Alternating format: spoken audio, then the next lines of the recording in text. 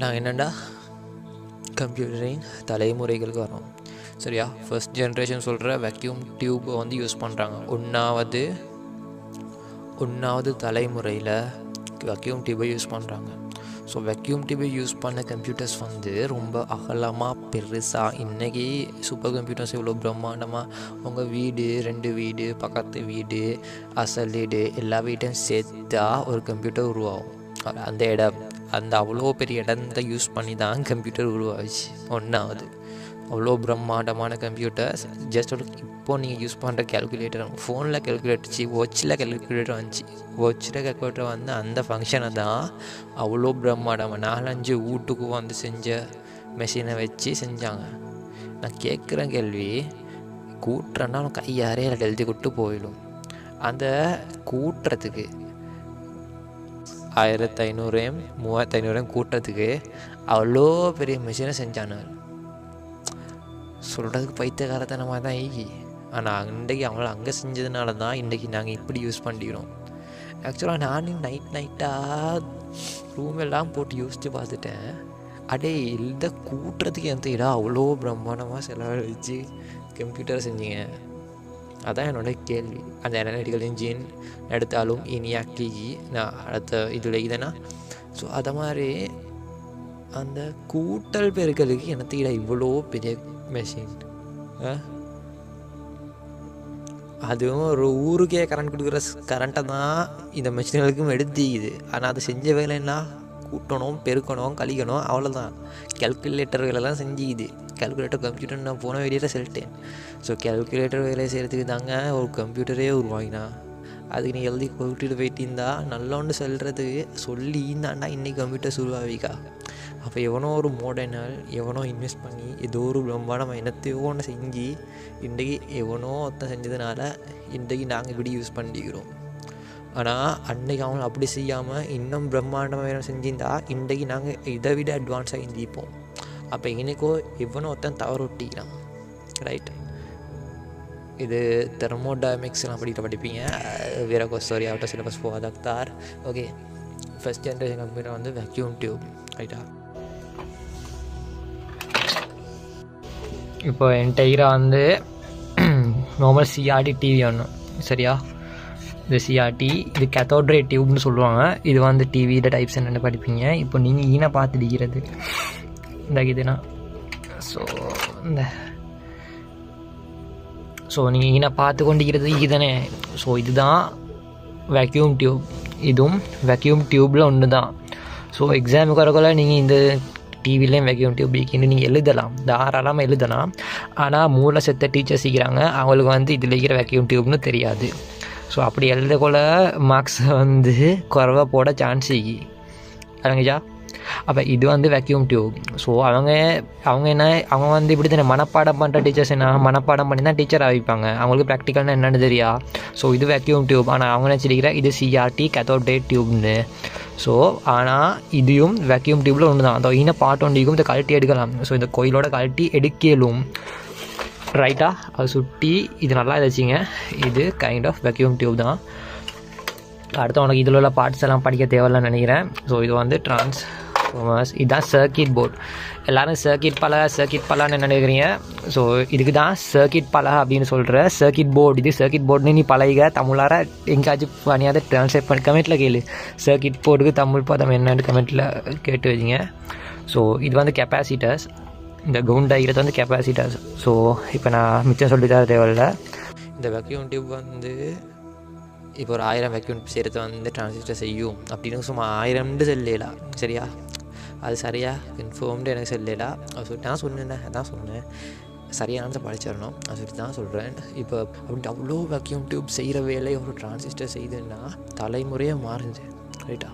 உதாரணத்துக்கு சொல்கிறேன், ஒரு 10,000 பேர் செய்கிற வேலையை என்னால் செய்ய முடியும்னா அக்தார். ஸோ என்னால் செய்ய முடியும்னா அப்போ 10,000 பேர் தேவையில்லை. நீ என்ன வேலை கிடைக்கிற கூட. ரைட்டா? ஒரு இன்டர்வியூ போனாலும் எனக்கு 10,000 மொழி தெரியும் சார்ண்டா ஒரு மொழிக்கு ஒத்தனை எடுக்கிறத விட 10,000 மொழி தெரிஞ்சு ஒத்தனை எடுக்கிறது லேசியாக. ஆனால் அதை மாதிரி தான் தலைமுறையாக மாறும். அதே மாதிரி தான் அன்றைக்கி வேக்யூம் டியூப் செஞ்சு அது பிறகு டிரான்சிஸ்டர்ஸ் உருவாகுது. தூக்கிட்டு போயிடலாம் இது இல்லாண்டா அப்புறம் இன்னும் சுருக்க பார்க்குறாங்க. அப்போ 2வது தலைமுறையில் இந்த டிரான்சிஸ்டர் வந்து அவங்கள நீங்கள் என்னோட வேலையிலேருந்து நிறுத்திக்கொள்ளுங்க, நான் உங்களை வேலையை நிறுத்துகிறேன் டிரான்சிஸ்டரை நிறுத்திட்டு இன்டகிரேட்டட் சர்க்யூட்டை வந்து கம்ப்யூட்டர் வந்து வேலை கிடைக்கிறாங்க. அப்போ இன்டகிரேட்டட் சர்க்யூட் வருது. ஸோ இன்டகிரேட்டட் சர்க்யூட்டை வச்சுட்டு என்ன பண்ணுறாங்க, இப்போ நீ செய்கிற இப்போ டிரான்சிஸ்டரை விட இன்டகிரேட்டட் சர்க்யூட் ஸ்பீட் கூட, ரைட்டா? அப்படி தான் 1வது தலைமுறையை விட 2வது தலைமுறை நல்லா படித்து ஆதி காலத்தில் வாழ்ந்த மக்களை விட இப்போ எங்களுக்கு நல்லா தெரியும் விஷயங்கள், சரியா? சூரியன் இங்கே தான் இருக்குது, அது இங்கே தான் இருக்குது, ரைட்டா? ஸோ அதை மாதிரி தலைமுறை தலைமுறை தலைமுறை படிச்சுட்டு தான் கூட தான் போகும், இன்டெலிஜென்ட் ஆகிட்டு தான் போகும். தோதாவாது சிலவங்க தோதாவாங்க. ஸோ அது வேறு விஷயம். இது என்ன சொல்ல வரேன்னா, ஃபஸ்ட் ஜென்ரேஷன் 1வது தலைமுறையை விட 2வது தலைமுறை வேகமானது, சின்னது. ஸோ கரண்டிங் குறைவாக இழுக்கும். 1வது கூட இருக்கும், 2வது குறைவாக இழுக்கும். அப்போ 3வது அதை விட குறைவாக இழுக்கும் 2 தான் கண்டுபிடிக்கிறாங்க. அப்போ இன்டகிரேட்டட் சர்க்யூட் உருவாகுது. ஸோ செகண்ட் ஜென்ரேஷன் கம்ப்யூட்டர் வந்து 3rd ஜென்ரேஷன் கம்ப்யூட்டர் வந்து வருகுது. ஸோ அதுவும் டிரான்சிஸ்டரை விட வேகம் கூட, ரைட்டா? டிரான்சிஸ்டரை விட செலவு குறவு, வேகம் கூட, அண்ட் கரண்ட்டும் அவ்வளோ இழுக்காது, கரண்ட்டை மிச்சப்படுத்தி கொள்ளும், அண்ட் சைஸ்லேயும் சின்னது, அது மாதிரி நிறைய ஈகி. ஸோ எல்லாம் ஈகி. அப்போ இதையும் விட சின்னதாக்கணும் சைஸை அப்படின்னு நினச்சி தான் VLSI, very large scale integrated circuit, micro ப்ராசஸர்னு சொல்லுவாங்க, சரியா? எப்படி மைக்ரோ ப்ராசஸர் VLSIன்றாரும் அதுதான், மைக்ரோ ப்ராசஸர்னு சொன்னாரும் அதே தான். இப்போ இது பிசி, ஓகேயா? ஸோ இந்த பிசியில் பாருங்கள், இன்டெல் இன்சைட் கோ i3ன்னு. ஸோ இன்டெல் தான் மைக்ரோ ப்ராசஸரை வந்து ரீப்ரசென்ட் பண்ணும். எல்லாத்துலேயும் ஸ்டிக்கர் ஒட்டியில் வந்து இந்த இன்டெல் ஒட்டியில் வந்து மைக்ரோ ப்ராசஸர், இன்டெல் ஒட்டி இது இல்லாட்டி AMDன்னு ஒரு ப்ராசஸர் இருக்குது. ஸோ அதான் உலகத்தில் 2 தான் ஆகி எனக்கு தெரிஞ்சதுக்கு. So Intel inside core i3, so அதை மாதிரி ஒட்டிக்கிறது தான் ப்ரொசஸரோட மார்க். இது ஒட்டுற என்ன ஜென்ரேஷன் அது பார்க்குறதுக்கு. ஸோ முந்தி Pentium 4, Pentium 3 அப்படின்னு இருந்ததெல்லாம் இப்போ ப்ரொசஸரை பார்ப்போம்.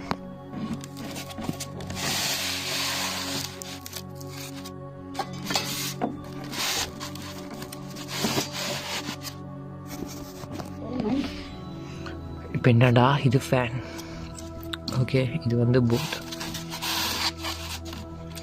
காட்டிடும்.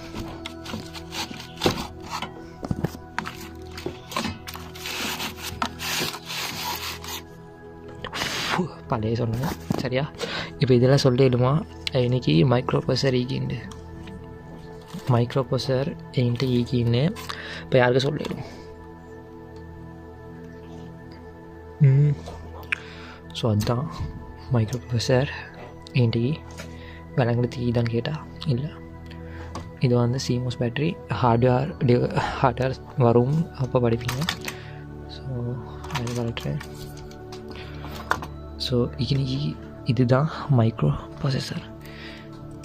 இதாக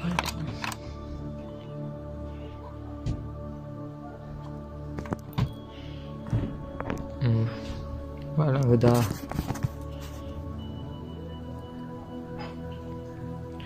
இது வந்து தேர்மல் பேஸ் ஒட்டிடுறாங்க, ஏன்னா ஹீட் கூட வரும்.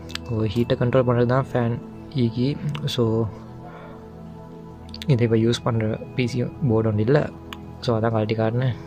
ஸோ விளங்கிச்சா? சிலது வந்து இந்த கம்பி அடிக்கும், பட் இது வந்து இப்போ பாருங்கள் ஃப்ளட் ஆகி இதுதான் மைக்ரோ ப்ராசஸர், ஓகே? இதெல்லாம் நல்லா பார்த்துக்கமா, இதுதான் ஈரா, ஓகே? ஸோ இது வந்து கிரேட் 10 நான் படிக்கிற 2015 நான் ஓரல் செஞ்சேன். ஸோ 2015 நான் oral செய்யக்குள்ள the classification of computer based on the generation D, சரியா? First generation vacuum tube, second generation transistor, third generation integrated circuit, fourth generation microprocessor இருக்குது. ஆனால் 5வது ஜென்ரேஷன் எடுத்து போட்டிருக்காங்கன்னா computers that can be think are called 5th generation computers. Scientists are trying hard to develop the 5th generation computers using artificial intelligence அப்படின்னு போட்டிக்கிறாங்க.